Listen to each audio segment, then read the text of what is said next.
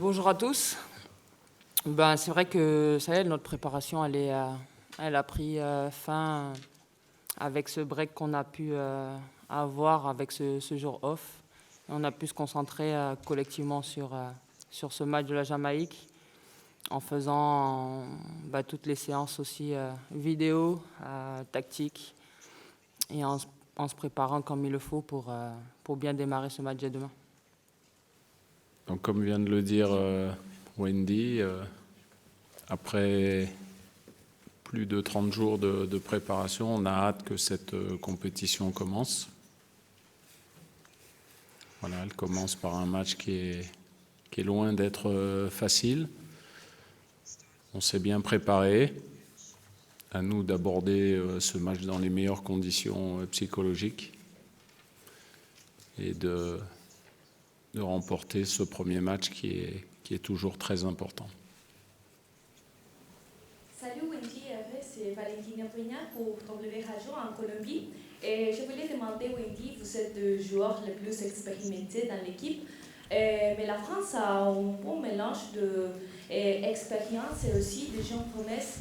Comment vous croyez que ce mélange d'expérience avec jeunesse peut aider l'équipe et peut être une chose que vous pouvez utiliser à son faveur? Merci. Bonjour. Oui, effectivement, c'est vrai que c'est ma 4e compétition à la Coupe du Monde. Je ne suis pas la seule à être la plus expérimentée dans ce groupe. Et je pense qu'on a un bon mélange avec des jeunes joueuses qui sont très prometteuses, mais qui aussi apportent leur fougue naturelle. Donc j'espère que tout ça va faire que demain, on va faire un bon match ensemble pour gagner ce premier match qui est important, pour bien entamer cette compétition face à la Jamaïque. Just as y'all are about to kick off your first World Cup together, how is your relationship growing? Effectivement, oui, je pense que c'est le cas pour tout le monde. Après, il y a une focalisation entre le coach et moi parce qu'on a le même nom. Mais en tout cas, voilà, une relation très professionnelle, très respectueuse. Et encore une fois, on est un groupe ensemble avec 23 joueuses, avec le staff, où on a le même objectif. Donc voilà, il n'y a rien de spécial. Il y a juste une envie commune de pouvoir aller le plus loin possible avec cette équipe. Elisa de Almeida n'était pas à l'entraînement tout à l'heure. Est-ce qu'elle est forfait pour demain? Qu'est-ce qu'elle a précisément? Est-ce que vous craignez aussi pour la suite? J'en profite aussi pour demander des nouvelles de Selma qui a l'air de reprendre très vite. Vous confirmez qu'elle ne jouera pas demain, mais est-ce que déjà vous pensez à elle pour le Brésil?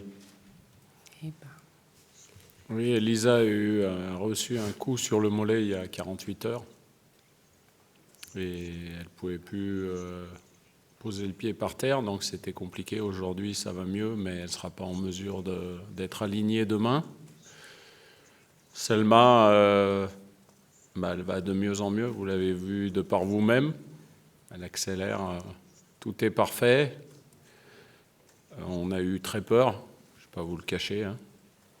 Donc on est vraiment très heureux qu'elle ait retrouvé le sourire, qu'elle ait retrouvé la forme. Demain, on ne prendra pas de risque avec elle. La compétition, on l'espère, est encore longue pour nous, donc on a suffisamment de joueuses et prêtes pour commencer ce premier match. Donc pas de risque pour Selma. Et selon toute vraisemblance, elle devrait être là contre le Brésil. Qu'est-ce que vous avez envie de faire demain sur un plan tactique contre ces Jamaïcaines? Est-ce qu'on peut s'attendre à beaucoup de changements par rapport au match face à l'Australie? Déjà, il va falloir beaucoup mieux démarrer le match contre la Jamaïque que contre l'Australie.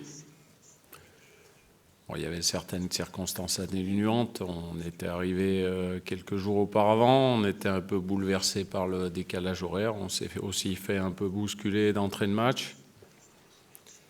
On n'a pas répondu comme on a l'habitude de répondre. Donc, comme je vous l'avais dit juste après, c'était une bonne alerte. Ça prouve qu'il faut toujours être prêt, se mobiliser. Donc demain, ça sera un match de compétition, être prête d'entrée, prendre référence sur les 2-3 premiers matchs qu'on a vus à l'entrée de cette compétition, où on a vu un Canada-Nigeria, un Irlande-Australie très serré, avec beaucoup de duels. Ça sera un peu le même genre de match demain. Donc à nous d'être prêtes. Et je suis persuadé que les filles le sont, parce qu'elles ont envie de réussir quelque chose pendant cette Coupe du Monde. Donc voilà, concernant l'approche tactique, j'ai pas grand-chose à dire ce soir. Bonjour, Martin Chamasson pour France Télévisions. Une question à la fois pour Hervé et pour Wendy. Il y a en face, dans cette équipe de la Jamaïque, une buteuse qui est très efficace, à la fois en sélection mais aussi en club. Hervé, qu'est-ce que vous pensez de cette joueuse? Et Wendy, vous qui l'avez affrontée quand elle était à Bordeaux, qu'est-ce que aussi vous avez vu de cette joueuse et qu'est-ce que vous retenez de ses qualités? Vas-y, Wendy. Vas-y. Non, c'est une joueuse qui a... effectivement, j'ai eu cette chance de pouvoir la connaître dans le championnat français. C'est une joueuse de pivot, capable de garder les ballons pour permettre à sa défense de monter. C'est une joueuse qui est puissante aussi naturellement. Donc, et comme vous l'avez très bien souligné, c'est une joueuse c'est une buteuse, elle aime bien finir les actions. Donc voilà, on sait à quoi s'attendre. On a analysé tout ça à la vidéo. Il y a pas mal de joueuses aussi qui l'ont affrontée cette année aussi, donc tous les détails sont bons à prendre. Donc voilà, il n'y aura pas qu'elle. Il y a aussi pas mal de joueuses autour d'elle qui font des différences. Donc c'est la capitaine de cette équipe, c'est la leader. Donc ce sera à nous collectivement et surtout défensivement d'être costaud, d'être ensemble et de bien défendre, tout simplement. Oui, c'est une joueuse qui a un profil particulier, hein, et qui est une attaquante redoutable. Ce qui est important, c'est que les filles la connaissent bien. Donc il va falloir être très attentive là-dessus. Et aussi sur les côtés avec leur vitesse, notamment sur les contre-attaques, dans les transitions. Donc on est prévenus, à nous d'être à la hauteur pour ce match de demain. Lors des 2 précédentes grandes compétitions, l'équipe de France avait attaqué très fort avant de peut-être freiner un petit peu sur les matchs qui suivaient. Qu'est-ce qui te fait dire que cette fois, vous allez avoir la constance et peut-être pas en mettre trop d'entrées? C'est Grace, je crois, qui en parlait récemment, pour pouvoir durer derrière. Et par ailleurs, par rapport au premier match que tu as vu dans cette Coupe du Monde, qu'est-ce que tu penses du seuil d'intensité?